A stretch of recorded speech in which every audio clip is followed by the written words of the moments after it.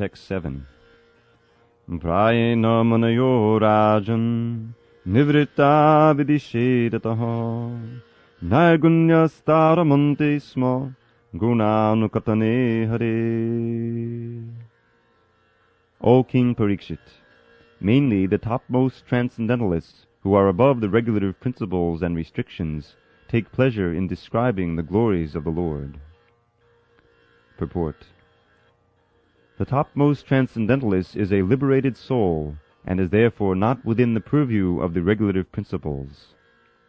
A neophyte, who is intended to be promoted to the spiritual plane, is guided by the spiritual master under regulative principles. He may be compared to a patient who is treated by various restrictions under medical jurisdiction. Generally, liberated souls also take pleasure in describing the transcendental activities. As mentioned above, since Narayan, Hari, the personality of Godhead, is beyond the material creation, his form and attributes are not material. The topmost transcendentalists, or the liberated souls, realize him by advanced experience of transcendental knowledge, and therefore they take pleasure in the discussion of the transcendental qualities of the Lord's pastimes. In the Bhagavad Gita 4.9, the personality of Godhead declares that his appearance and activities are all divyam, or transcendental. The common man, who is under the spell of material energy, takes it for granted that the Lord is like one of us, and therefore he refuses to accept the transcendental nature of the Lord's form, name, etc. The topmost transcendentalist is not interested in anything material, and his taking interest in the matter of the Lord's activities is definite proof that the Lord is not like one of us in the material world. In the Vedic literatures also, it is confirmed that the Supreme Lord is one, but that he is engaged in his transcendental pastimes in the company of his unalloyed devotees, and that simultaneously he is present as the Supersoul, an expansion of Baladev, in the heart of all living beings. Therefore, the highest perfection of transcendental realization is to take pleasure in hearing and describing the transcendental qualities of the Lord, and not in merging into his impersonal Brahman existence, for which the impersonalist monist aspires. Real transcendental pleasure is realized in the glorification of the transcendental Lord, and not in the feeling of being situated in his impersonal feature. But there are also others who are not the topmost transcendentalists, but are in a lower status, and who do not take pleasure in describing the transcendental activities of the Lord.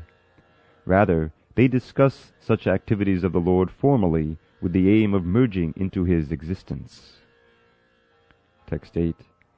Idam Bhagavatam Namo Pudhanam Brahma Samhitam Adityavan Vaparado Pitun Vaipayanadaham. At the end of the Dwapara Yuga, I studied this great supplement of Vedic literature named Srimad Bhagavatam, which is equal to all the Vedas, from my father, Srila Dvaipayana Vyasadeva. Purport. The statement made by Srila Shukadeva Goswami that the topmost transcendentalist, who is beyond the jurisdiction of regulations and restrictions, mainly takes to the task of hearing about and glorifying the personality of Godhead, is verified by his personal example.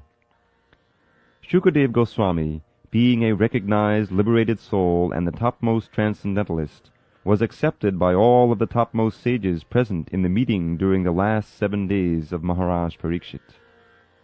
He cites from the example of his life that he himself was attracted by the transcendental activities of the Lord, and he studied Srimad Bhagavatam from his great father, Sri Dvaipayana Vyasadeva.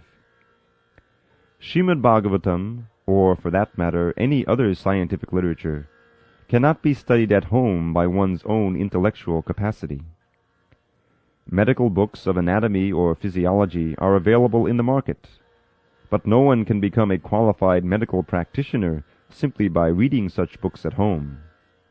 One has to be admitted to the medical college and study the books under the guidance of learned professors.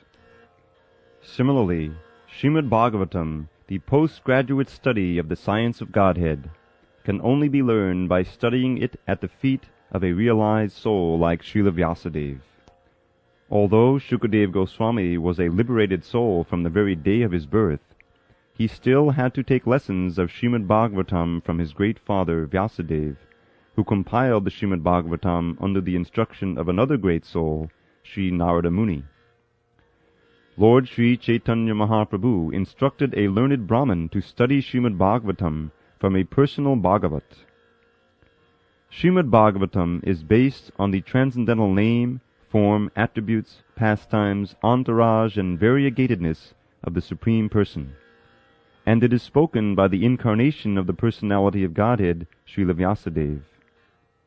Pastimes of the Lord are executed in cooperation with his pure devotees, and consequently historical incidents are mentioned in this great literature because they are related to Krishna. It is called Brahma Samhitam because it is the sound representative of Lord Krishna, like the Bhagavad Gita. The Bhagavad Gita is the sound incarnation of the Lord because it is spoken by the Supreme Lord, and Srimad Bhagavatam is the sound representative of the Lord because it was spoken by the incarnation of the Lord about the activities of the Lord. As stated in the beginning of this book, it is the essence of the Vedic desire tree and the natural commentation on the Brahma Sutras, the topmost philosophical thesis on the subject matter of Brahman. Vyasadeva appeared at the end of Dwapara Yuga as the son of Satyavati, and therefore the word Dwapara Adau, or the beginning of Dwapara Yuga, in this context, means just prior to the beginning of the Kali Yuga. The logic of this statement, according to Srila Jiva Goswami, is comparable to that of calling the upper portion of the tree the beginning.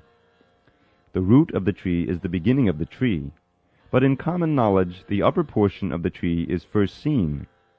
In that way the end of the tree is accepted as its beginning. Text 9. Padinishthito pinargunhi uttama shloka lilaya grihita cheta rajarshi akyanam yadadhitevan. O saintly king, I was certainly situated perfectly in transcendence, yet I was still attracted by the delineation of the pastimes of the Lord, who is described by enlightened verses. Purport. The Absolute Truth is realized as the impersonal Brahman at the first instance by philosophical speculation, and later as the Supersoul by further progress of transcendental knowledge. But if, by the grace of the Lord, an impersonalist is enlightened by the superior statements of Srimad Bhagavatam, he is also converted into a transcendental devotee of the personality of Godhead. With a poor fund of knowledge, we cannot adjust to the idea of the personality of the Absolute Truth, and the personal activities of the Lord are deplored by the less intelligent impersonalists. But reasons and arguments, together with the transcendental process of approaching the Absolute Truth, help even the staunch impersonalist to become attracted by the personal activities of the Lord. A person like Shukadeva Goswami cannot be attracted by any mundane activity, but when such a devotee is convinced by a superior method, he is certainly attracted by the transcendental activities of the Lord. The Lord is transcendental, as are his activities. He is neither inactive nor impersonal. Text 10. Tadaham te bidhasyami mahapaurishiko bhavan yasya shandadadamashu Syamakunde mati sati. That very Srimad Bhagavatam I shall recite before you, because you are the most sincere devotee of Lord Krishna. One who gives full attention and respect to hearing Srimad Bhagavatam achieves unflinching faith in the Supreme Lord, the giver of salvation. Purport. Srimad Bhagavatam is recognized Vedic wisdom, and the system of receiving Vedic knowledge is called Avaroha Pantha, or the process of receiving transcendental knowledge through bona fide disciplic succession. For advancement of material knowledge, there is a need for personal ability and researching aptitude. But in the case of spiritual knowledge, all progress depends more or less on the mercy of the spiritual master. The spiritual master must be satisfied with the disciple. Only then is knowledge automatically manifest before the student of spiritual science. The process should not, however, be misunderstood to be something like magical feats, whereby the spiritual master acts like a magician and injects spiritual knowledge into his disciple, as if surcharging him with an electrical current. The bona fide spiritual master reasonably explains everything to the disciple on the authorities of Vedic wisdom. The disciple can receive such teachings not exactly intellectually, but by submissive inquiries and a service attitude. The idea is that both the spiritual master and the disciple must be bona fide. In this case, the spiritual master, Shukadeva Goswami, is ready to recite exactly what he has learned from his great father, Srila Vyasadeva, and the disciple, Maharaj Parikshit, is a great devotee of Lord Krishna. A devotee of Lord Krishna is he who believes sincerely that by becoming a devotee of the Lord, one becomes fully equipped with everything spiritual. This teaching is imparted by the Lord himself in the pages of the Bhagavad Gita, in which it is clearly described that the Lord, Sri Krishna, is everything, and that to surrender unto him solely and wholly makes one the most perfectly pious man.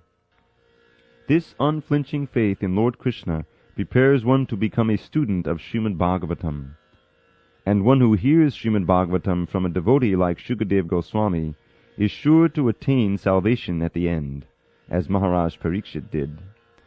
The professional reciter of Srimad Bhagavatam and the pseudo-devotees whose faith is based on 1 week's hearing are different from Shukadeva Goswami and Maharaj Parikshit.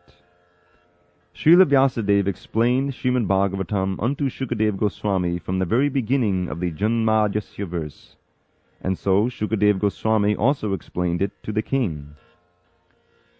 Lord Krishna is described as the Mahapurusha in the Srimad Bhagavatam, Canto 11, in his devotional feature as Lord Sri Chaitanya Mahaprabhu. Sri Chaitanya Mahaprabhu is Lord Krishna himself in his devotional attitude, descended on earth to bestow special favors upon the fallen souls of this age of Kali. There are 2 verses particularly suitable to offer as prayers to this Mahapurush feature of Lord Krishna.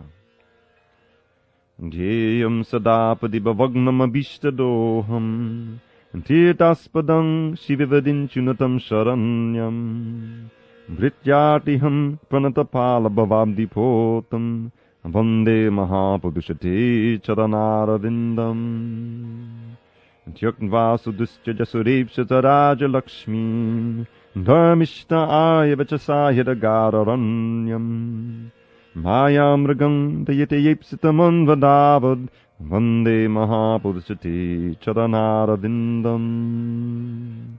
Bhagavatam 11:5-33-34.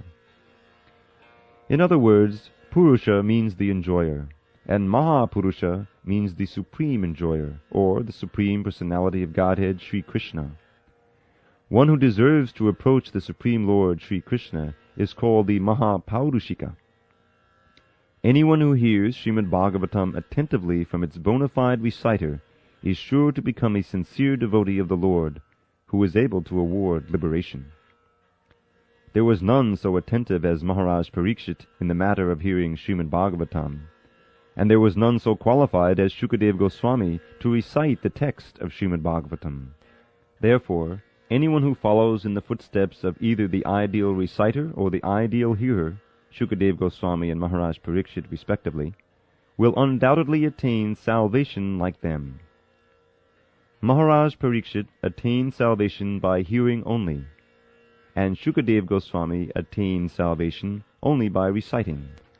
Recitation and hearing are 2 processes out of 9 devotional activities, and by strenuously following the principles, either in all or by parts, one can attain the absolute plane. So the complete text of Srimad Bhagavatam, beginning with the Janmadhyasya verse up to the last one of the 12th canto, was spoken by Shukadeva Goswami for the attainment of salvation by Maharaj Parikshit. In the Padma Purana, it is mentioned that Gautama Muni advised Maharaj Ambarish to hear regularly Srimad Bhagavatam as it was recited by Shukadeva Goswami.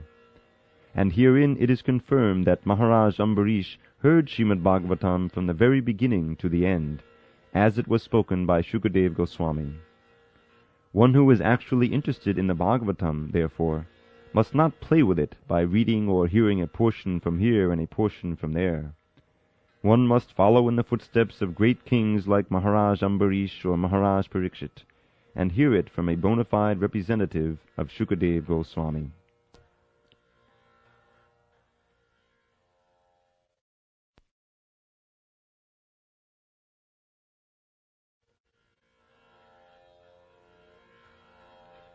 Next we read from Canto 2, Chapter 2, Text 35. Bhagavan sarvabhuteshu rakshita swatmana hari drishya bunyadibhi drashta rakshana anumapakai. The personality of Godhead, Lord Sri Krishna, is in every living being along with the individual soul.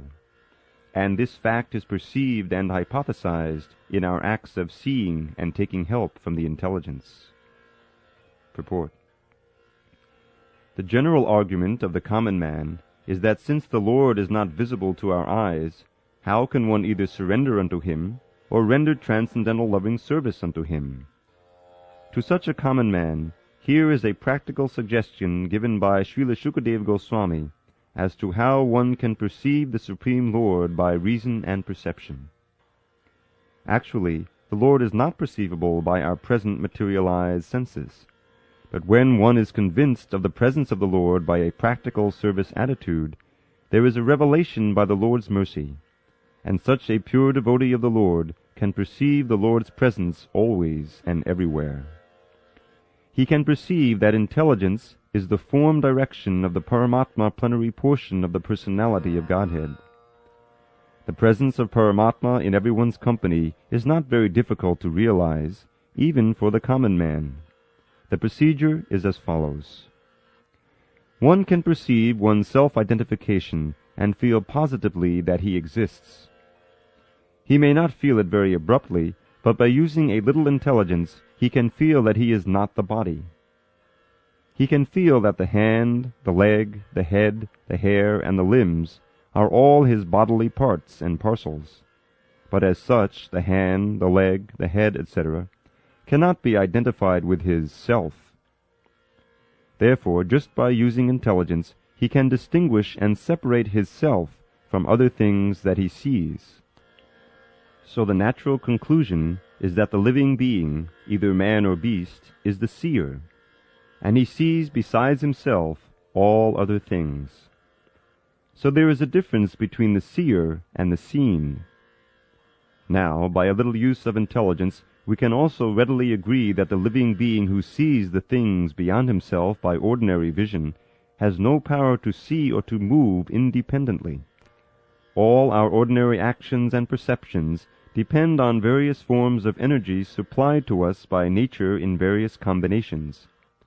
Our senses of perception and of action, that is to say, our 5 perceptive senses of 1. Hearing, 2. Touch, 3. Sight, 4. Taste, and 5. Smell, as well as our 5 senses of action, namely 1. Hands, 2. Legs, 3. Speech, 4. Evacuation organs, and 5. Reproductive organs, and also our 3 subtle senses, namely 1. Mind, 2. Intelligence, and 3. Ego, 13 senses in all, are supplied to us by various arrangements of gross or subtle forms of natural energy. And it is equally evident that our objects of perception are nothing but the products of the inexhaustible permutations and combinations of the forms taken by natural energy.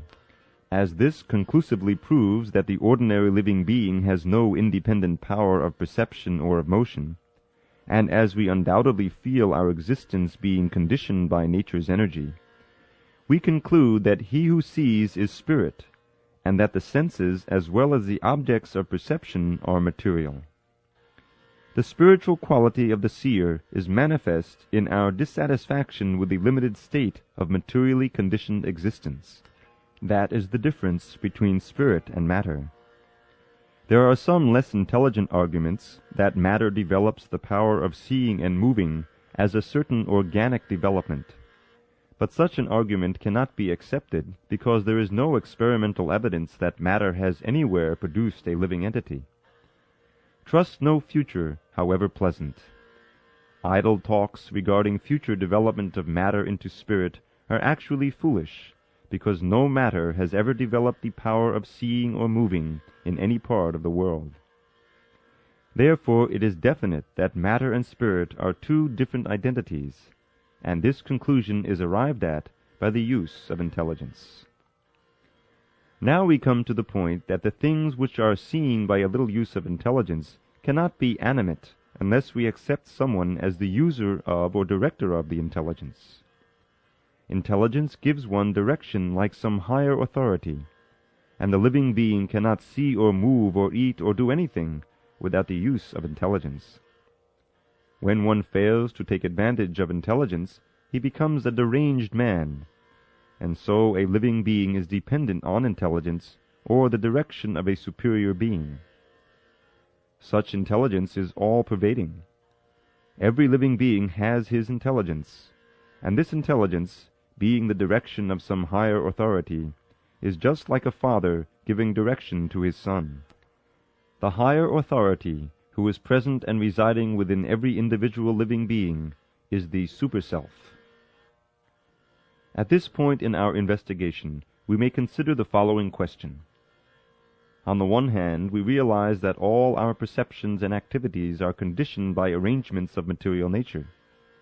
Yet we also ordinarily feel and say, "I am perceiving," or "I am doing."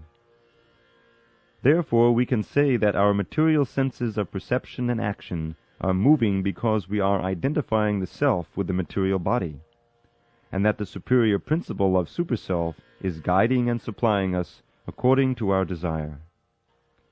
By taking advantage of the guidance of Super-Self in the form of intelligence, we can either continue to study and to put into practice our conclusion that I am not this body, or we can choose to remain in the false material identification, fancying ourselves to be the possessors and doers. Our freedom consists in orienting our desire either toward the ignorant material conception or the true spiritual conception. We can easily attain to the true spiritual conception by recognizing the Super-Self or Paramatma to be our friend and guide, and by dovetailing our intelligence with the superior intelligence of Paramatma. The Super-Self and the individual self are both spirit, and therefore the Super-Self and the individual self are both qualitatively one and distinct from matter. But the Super-Self and the individual self cannot be on an equal level, because the Super-Self gives direction or supplies intelligence, and the individual self follows the direction, and thus actions are performed properly. The individual is completely dependent on the direction of the Super-Self, because in every step the individual self follows the direction of the Super-Self in the matter of seeing, hearing, thinking, feeling, willing, etc. So far as common sense is concerned, we come to the conclusion that there are three identities, namely matter, spirit, and super-spirit. Now, if we go to the Bhagavad Gita, or the Vedic intelligence, we can further understand that all three identities, namely matter, individual spirit, and the super-spirit, are all dependent on the Supreme Personality of Godhead. The Super-Self is a partial representation or plenary portion of the Supreme Personality of Godhead. The Bhagavad Gita affirms that the Supreme Personality of Godhead dominates all over the material world by his partial representation only. God is great, and he cannot be simply an order supplier of the individual selves. Therefore, the Super-Self cannot be a full representation of the Supreme Self, Purushottama, the Absolute Personality of Godhead. Realization of the Super-Self by the individual self is the beginning of self-realization, and by the progress of such self-realization one is able to realize the Supreme Personality of Godhead by intelligence, by the help of authorized scriptures, and principally by the grace of the Lord. The Bhagavad Gita is the preliminary conception of the personality of Godhead Sri Krishna, and Srimad Bhagavatam is the further explanation of the science of Godhead. So, if we stick to our determination and pray for the mercy of the Director of Intelligence sitting within the same bodily tree, like a bird sitting with another bird, as explained in the Upanishads, certainly the purport of the revealed information in the Vedas becomes clear to our vision, and there is no difficulty in realizing the Supreme Personality of Godhead, Vasudeva.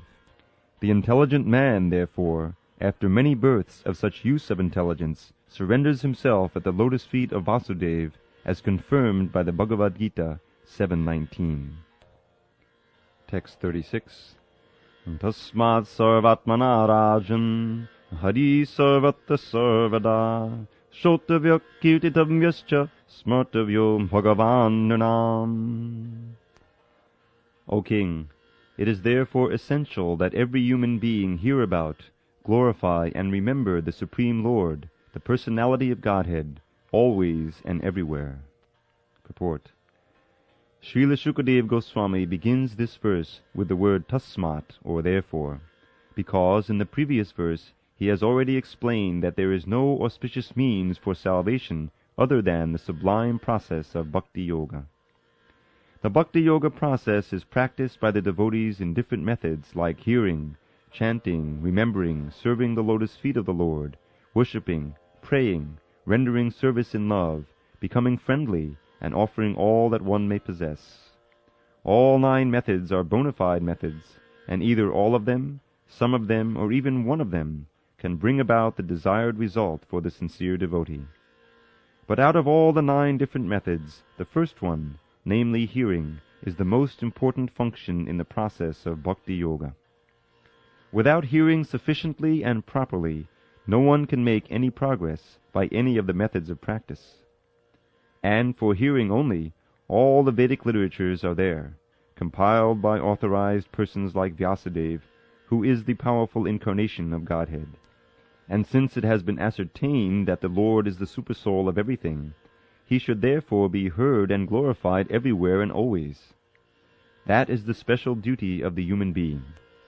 When the human being gives up the process of hearing about the all-pervading personality of Godhead, he becomes victim to hearing rubbish transmitted by man-made machines.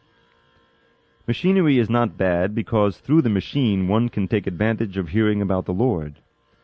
But because machinery is used for ulterior purposes, it is creating rapid degradation in the standard of human civilization. It is said here that it is incumbent upon the human beings to hear, because the scriptures like Bhagavad Gita and Srimad Bhagavatam are made for that purpose. Living beings other than human beings have no ability to hear such Vedic literatures. If human society gives itself to the process of hearing the Vedic literature, it will not become a victim to the impious sounds vibrated by impious men who degrade the standards of the total society. Hearing is solidified by the process of chanting. One who has perfectly heard from the perfect source becomes convinced about the all-pervading personality of Godhead, and thus becomes enthusiastic in glorifying the Lord. All the great acharyas like Ramanuja, Madhva, Chaitanya, Saraswati Thakur, or even in other countries, Muhammad, Christ, and others, have all extensively glorified the Lord by chanting always and in every place. Because the Lord is all-pervading, it is essential to glorify Him always and everywhere. In the process of glorifying the Lord, there should be no restriction of time and space. This is called Sanatan Dharma, or Bhagavat Dharma. Sanatan means eternal, always and everywhere. Bhagavat means pertaining to Bhagavan, the Lord. The Lord is the master of all time and all space, and therefore the Lord's holy name must be heard, glorified, and remembered everywhere in the world. That will bring about the desired peace and prosperity so eagerly awaited by the people of the world. The word cha includes all the remaining processes or methods of Bhakti Yoga, as mentioned above. Text 37. Pibanti ye bhagavata atmanaksatam kathamatam shavanabhuteshu sambritam punanti te vishayivadushitashayam vajanti tatcharanasaro ruhantikam.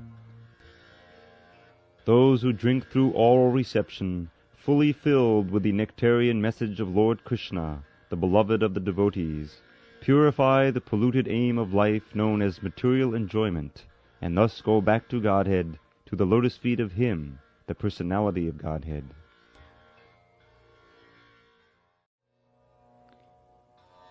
Canto 1, Chapter 2, Text 21.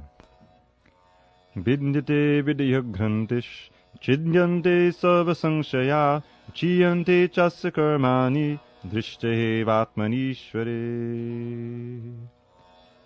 Thus the knot in the heart is pierced, and all misgivings are cut to pieces. The chain of fruitive actions is terminated when one sees the self as master. Purport. Attaining scientific knowledge of the personality of Godhead means seeing one's own self simultaneously. As far as the identity of the living being as Spirit Self is concerned, there are a number of speculations and misgivings. The materialist does not believe in the existence of the Spirit Self, and the empiric philosophers believe in the impersonal feature of the whole Spirit without individuality of the living beings. But the transcendentalists affirm that the soul and the supersoul are two different identities, qualitatively one, but quantitatively different. There are many other theories, but all these different speculations are at once cleared off as soon as Sri Krishna is realized in truth by the process of Bhakti Yoga. Sri Krishna is like the sun, and the materialistic speculations about the absolute truth are like the darkest midnight. As soon as the Krishna sun is arisen within one's heart, the darkness of materialistic speculations about the absolute truth and the living beings is at once cleared off. In the presence of the sun, the darkness cannot stand, and the relative truths that were hidden within the dense darkness of ignorance become clearly manifested by the mercy of Krishna, who is residing in everyone's heart as the Supersoul. In the Bhagavad Gita 10:11, the Lord says that in order to show special favor to His pure devotees, He personally eradicates the dense darkness of all misgivings by switching on the light of pure knowledge within the heart of a devotee. Therefore, because of the personality of Godhead's taking charge of illuminating the heart of His devotee, certainly a devotee engaged in His service in transcendental love cannot remain in darkness. He comes to know everything of the absolute and the relative truths. The devotee cannot remain in darkness, and because a devotee is enlightened by the personality of Godhead, his knowledge is certainly perfect. This is not the case for those who speculate on the absolute truth by dint of their own limited power of approach. Perfect knowledge is called parampara, or deductive knowledge coming down from the authority to the submissive or receiver, who is bona fide by service and surrender. One cannot challenge the authority of the Supreme and know Him also at the same time. He reserves the right of not being exposed to such a challenging spirit of an insignificant spark of the whole, a spark subjected to the control of illusory energy. The devotees are submissive, and therefore the transcendental knowledge descends from the personality of Godhead to Brahma, and from Brahma to his sons and disciples in succession. This process is helped by the Supersoul within such devotees. That is the perfect way of learning transcendental knowledge. This enlightenment perfectly enables the devotee to distinguish spirit from matter, because the knot of spirit and matter is untied by the Lord. This knot is called ahankar, and it falsely obliges a living being to become identified with matter.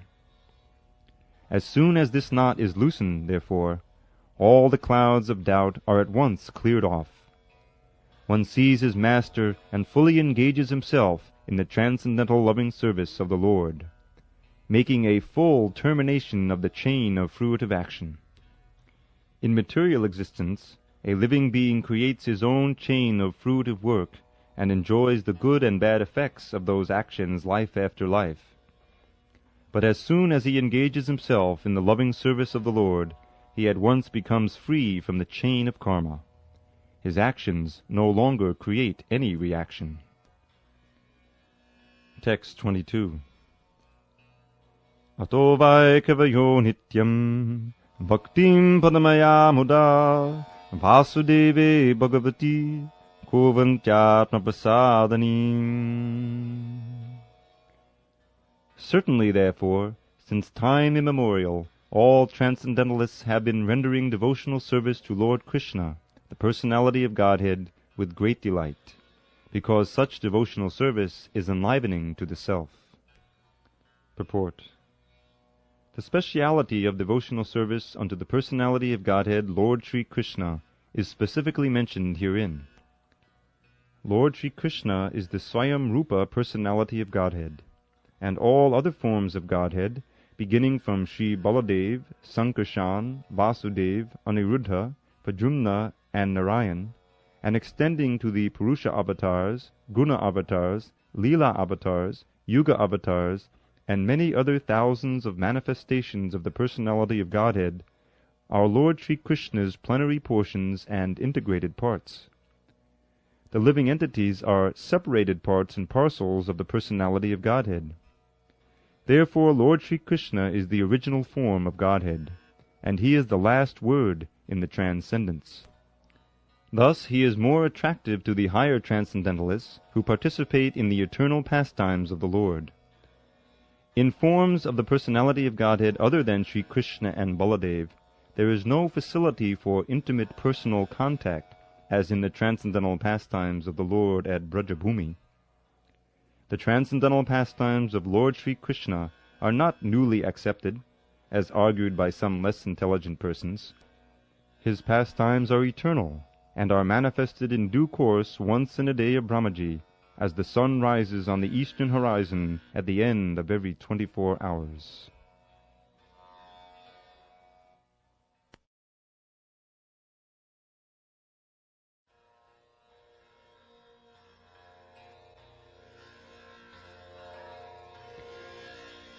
Next we read from 2nd Canto, 1st Chapter, Text 1.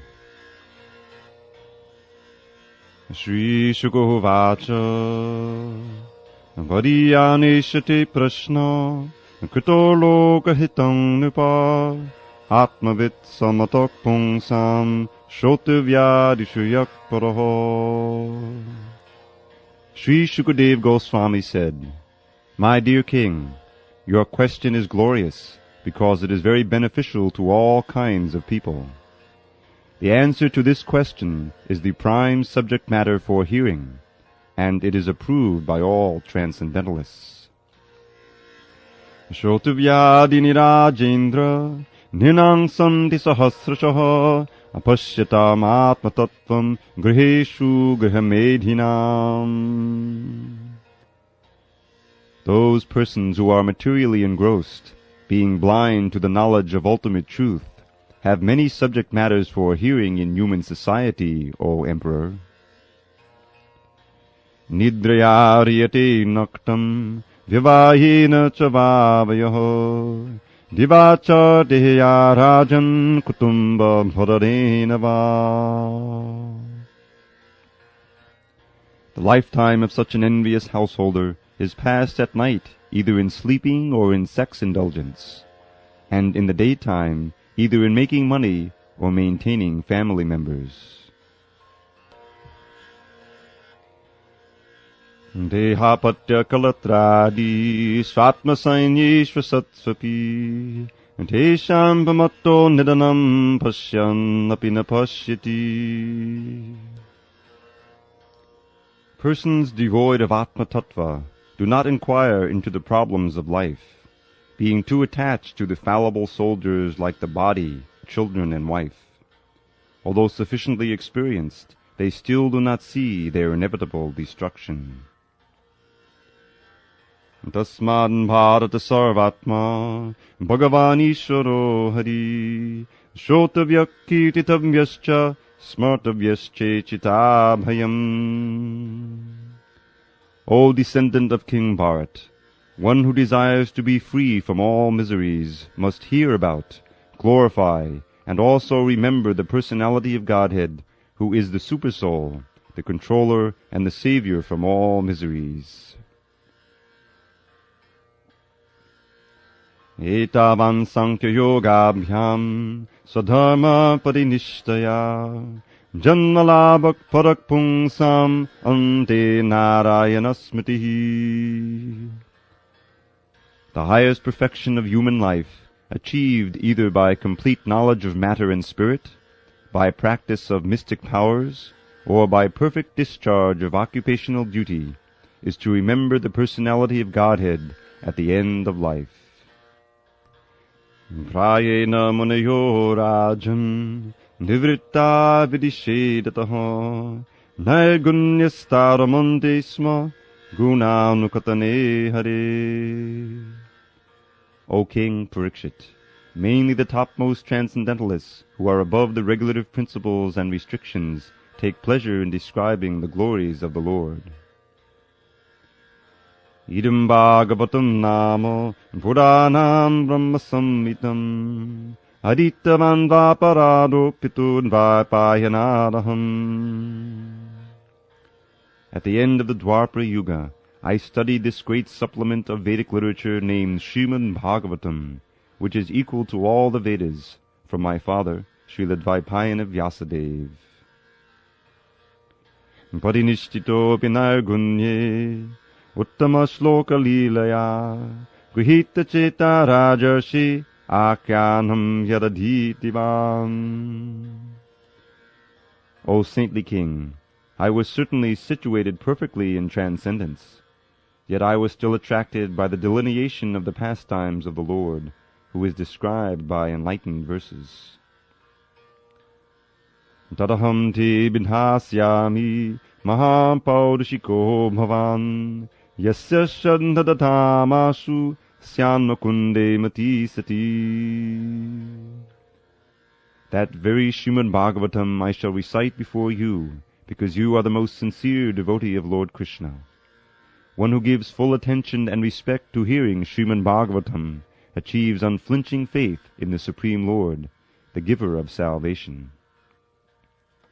Etanni vidyamananam icchatam akoto bhayam yoginam nipaninitam harinamanukitanam.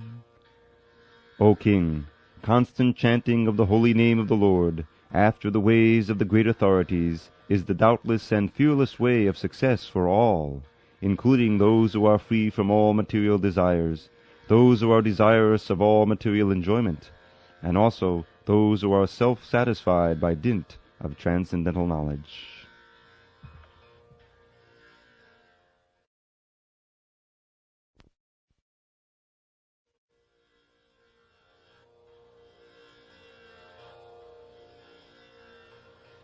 Text 1 with purport. Shri Shukahuvacha Bhariyaneshati Prashna Krito Lokahitam Nipa Atmavit Sammatak Pungsang Shrotivyadishu Yakparaha. Sri Shukadev Goswami said, My dear king, your question is glorious because it is very beneficial to all kinds of people. The answer to this question is the prime subject matter for hearing, and it is approved by all transcendentalists. Purport. Even the very question is so nice that it is the best subject matter for hearing. Simply by such questioning and hearing, one can achieve the highest perfectional stage of life. Because Lord Krishna is the original Supreme Person, any question about him is original and perfect. Lord Sri Chaitanya Mahaprabhu said that the highest perfection of life is to achieve the transcendental loving service of Krishna.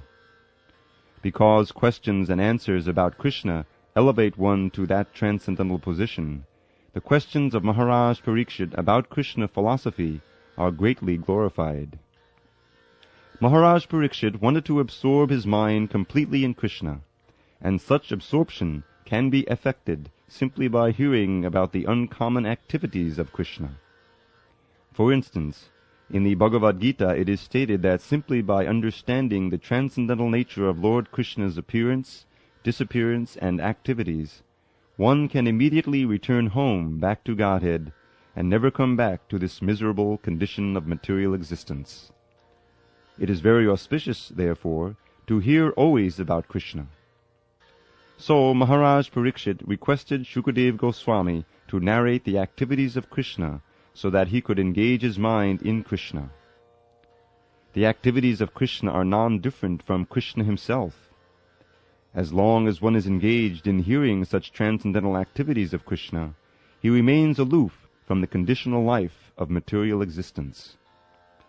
The topics of Lord Krishna are so auspicious that they purify the speaker, the hearer, and the inquirer. They are compared to the Ganges waters, which flow from the toe of Lord Krishna. Wherever the Ganges waters go, they purify the land and the person who bathes in them.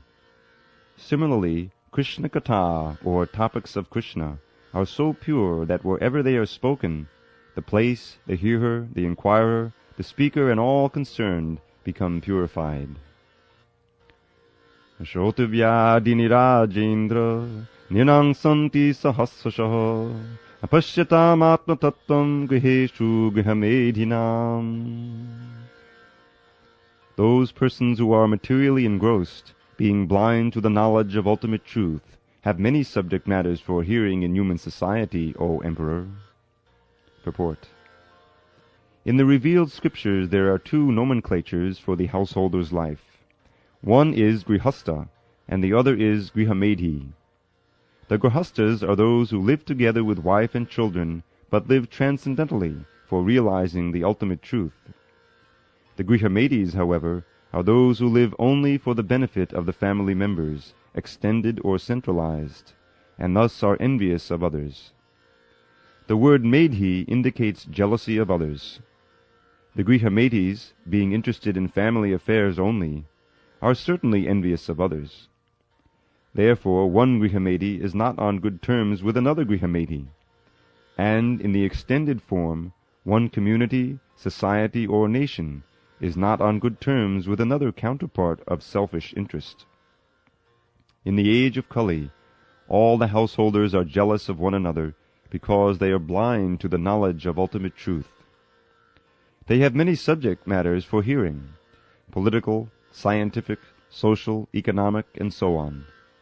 But due to a poor fund of knowledge, they set aside the question of the ultimate miseries of life, namely miseries of birth, death, old age, and disease. Factually, the human life is meant for making an ultimate solution to birth, death, old age, and disease. But the Grihamedhis, being illusioned by the material nature, forget everything about self-realization. The ultimate solution to the problems of life is to go back home, back to Godhead, and thus, as stated in the Bhagavad Gita 8:16, the miseries of material existence, birth, death, old age, and disease, are removed. The process of going back home, back to Godhead, is to hear about the Supreme Lord and His name, form, attributes, pastimes, paraphernalia, and variegatedness. Foolish people do not know this. They want to hear something about the name, form, etc., of everything temporary, and they do not know how to utilize this propensity of hearing for the ultimate good. Misguided as they are, they also create some false literatures about the name, form, attributes, etc. of the ultimate truth. One should not, therefore, become a Grihamedhi simply to exist for envying others. One should become a real householder in terms of the scriptural injunctions. Text 3. Nindriyariyate naktam vivayena chavavaya divacharte yarajun kutumba bharanena va. The lifetime of such an envious householder is passed at night either in sleeping or in sex indulgence, and in the daytime either in making money or maintaining family members. Purport. The present human civilization is primarily based on the principles of sleeping and sex indulgence at night, and earning money in the day and spending the same for family maintenance. Such a form of human civilization is condemned by the Bhagavat school. Because human life is a combination of matter and spirit-soul, the whole process of Vedic knowledge is directed at liberating the spirit-soul from the contamination of matter. The knowledge concerning this is called Atma Tattva. Those men who are too materialistic are unaware of this knowledge, and are more inclined to economic development for material enjoyment. Such materialistic men are called karmis, or fruitive laborers, and they are allowed regulated economic development or association of woman for sex indulgence. Those who are above the karmis, that is, the jnanis, yogis, and devotees, are strictly prohibited from sex indulgence. The karmis are more or less devoid of Atma-tattva knowledge, and, as such, their life is spent without spiritual profit. The human life is not meant for hard labor for economic development, nor is it meant for sex indulgence like that of the dogs and hogs. It is especially meant for making a solution to the problems of material life and the miseries thereof. So the karmis waste their valuable human life by sleeping and sex indulgence at night, and by laboring hard in the daytime to accumulate wealth, and after doing so, they try to improve the standard of materialistic life. The materialistic way of life is described herein in a nutshell, and how foolishly men waste the boon of human life is described as follows. Text 4. Deha patta kalatradis atmasainyes vasatsvapi tesham pamatto nidanam pashyan api napashyati. Persons devoid of Atma-tattva do not inquire into the problems of life, being too attached to the fallible soldiers like the body, children, and wife. Although sufficiently experienced, they still do not see their inevitable destruction. Purport. This material world is called the world of death. Every living being, beginning from Brahma, whose duration of life is some thousands of millions of years, down to the germs who live for a few seconds only, is struggling for existence. Therefore, this life is a sort of fight with material nature, which imposes death upon all. In the human form of life, a living being is competent enough to come to an understanding of this great struggle for existence, but being too attached to family members, society, country, etc., he wants to win over the invincible material nature by the aid of bodily strength, children, wife, relatives, etc. Although he is sufficiently experienced in the matter by dint of past experience and previous examples of his deceased predecessors, he does not see that the so-called fighting soldiers like the children, relatives, society members, and countrymen are all fallible in the great struggle. One should examine the fact that his father or his father's father has already died, and that he himself is therefore also sure to die, and similarly his children, who are the would-be fathers of their children, will also die in due course. No one will survive in this struggle with material nature. The history of human society definitely proves it, yet the foolish people still suggest that in the future they will be able to live perpetually with the help of material science. This poor fund of knowledge exhibited by human society is certainly misleading, and it is all due to ignoring the constitution of the living soul. This material world exists only as a dream, due to our attachment to it. Otherwise, the living soul is always different from the material nature. The great ocean of material nature is tossing with the waves of time, and the so-called living conditions are something like foaming bubbles which appear before us as bodily self, wife, children, society, countrymen, etc. Due to a lack of knowledge of self, we become victimized by the force of ignorance, and thus spoil the valuable energy of human life in a vain search after permanent living conditions, which are impossible in this material world. Our friends, relatives, and so-called wives and children are not only fallible, but also bewildered by the outward glamour of material existence. As such, they cannot save us. Still we think that we are safe within the orbit of family, society, or country. The whole materialistic advancement of human civilization is like the decoration of a dead body. Everyone is a dead body flapping only for a few days, and yet all the energy of human life is being wasted in the decoration of this dead body. Shukadeva Goswami is pointing out the duty of the human being after showing the actual position of bewildered human activities. Persons who are devoid of the knowledge of Atma Tattva are misguided, but those who are devotees of the Lord and have perfect realization of transcendental knowledge are not bewildered. Text 5. Tasmad bharata sarvatma bhagavan ishvaro hari shrotavyak kirtitavyascha smartavyascha. O descendant of King Bharat, one who desires to be free from all miseries must hear about, glorify, and also remember the personality of Godhead, who is the Supersoul, the controller, and the savior from all miseries. Purport.